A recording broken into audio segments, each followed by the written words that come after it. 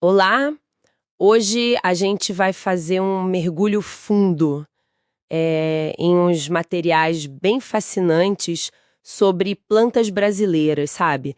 E o potencial delas, mas com foco bem específico. Estudos preliminares sobre a atividade anticancerígena. As fontes que a gente analisou trazem dados sobre 5 plantas: carqueja, ipê-roxo, açaí, graviola e a espinheira santa. A base são pesquisas científicas, né?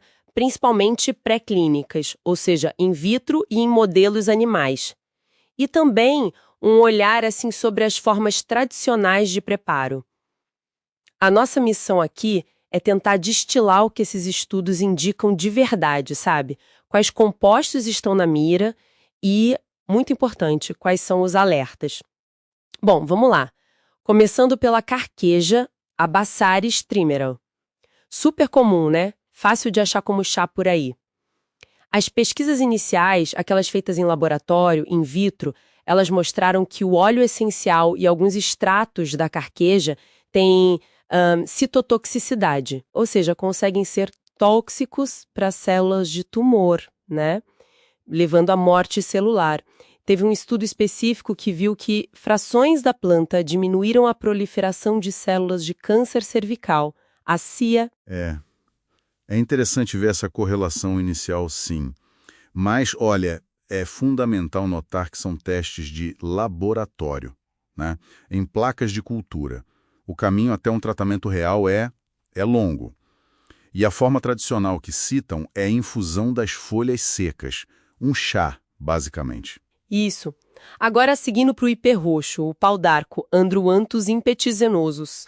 Aqui o negócio pega mais na casca, né? O foco está nas naftoquenonas, tipo a Bela Pachona, mostraram atividade contra câncer in vitro e também em animais. Inclusive já tem até estudos clínicos de fase 1 rolando com análogos dessa substância. E um estudo que chamou atenção usou um extrato aquoso da casca, tipo um chá mesmo, e viu redução na formação de colônias tumorais e indução de apoptose. Exato. Apoptose, a morte celular programada, é um mecanismo chave.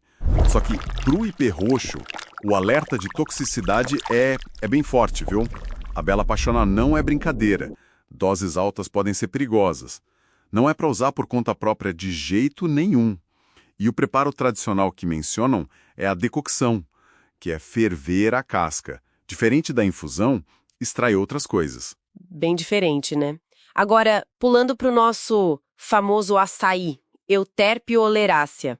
A pesquisa aqui não é só na polpa que a gente toma. Focaram também nos polifenóis, nos extratos e viram efeitos que freiam a multiplicação de células de câncer in vitro. Linhas de pâncreas, próstata. E o que eu achei bem interessante, um estudo mais recente mostrou redução de tumor em camundongos.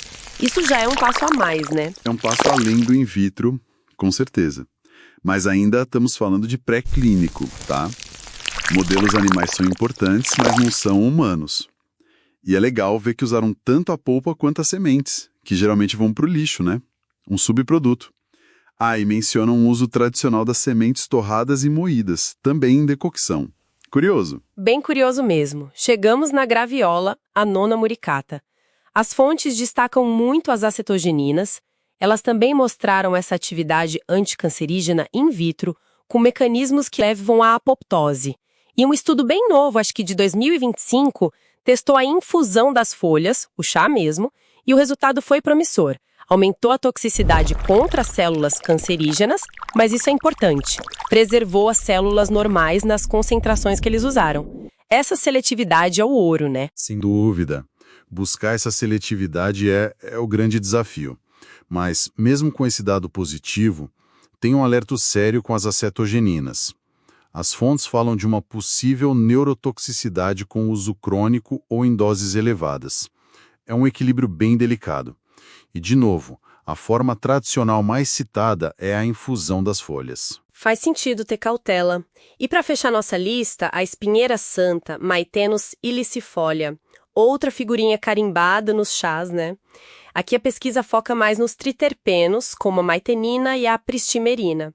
Também mostraram atividade in vitro e algo mais específico. Eles viram que esses compostos modularam microRNAs, que são tipo uns reguladores de genes ligados à proliferação celular.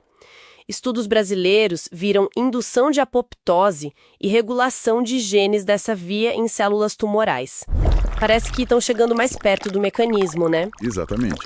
Isso aponta para a investigação dos mecanismos moleculares. Como a planta age lá na célula.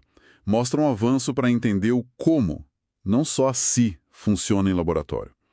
E a preparação tradicional, mais uma vez, é a infusão das folhas, um chá. Bom, e juntando tudo isso, né, o ponto central que fica é: a imensa maioria dessas evidências é pré-clínica, ponto.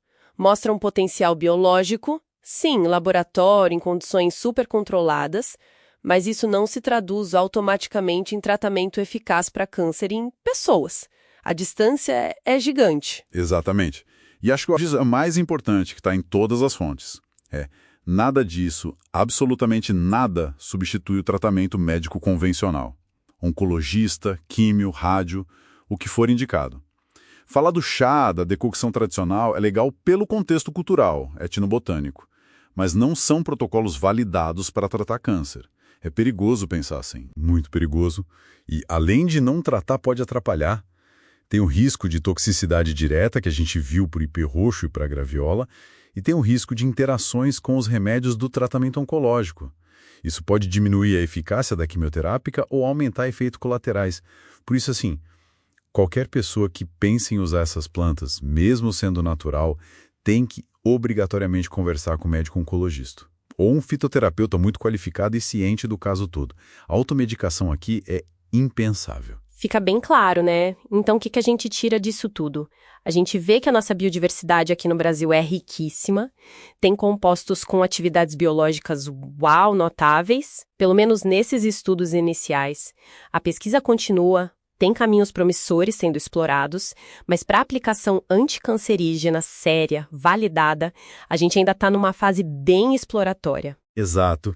E isso tudo levanta uma questão importante para a gente pensar, né? Considerando essa distância enorme entre o uso tradicional, esses achados pré-clínicos que animam e a validação clínica rigorosa que é necessária, como que a gente poderia talvez otimizar essa investigação científica?